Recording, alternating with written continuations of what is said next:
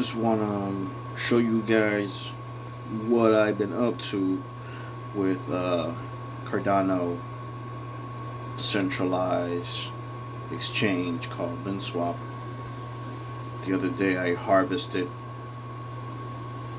Min tokens. I'm just gonna show you what that equals in terms of Cardano.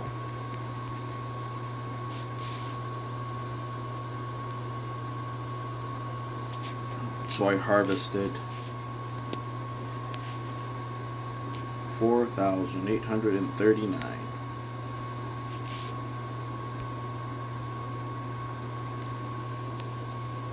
which comes up to roughly that much. So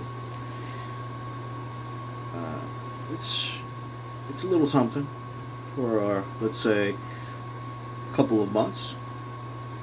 It's better than nothing, right?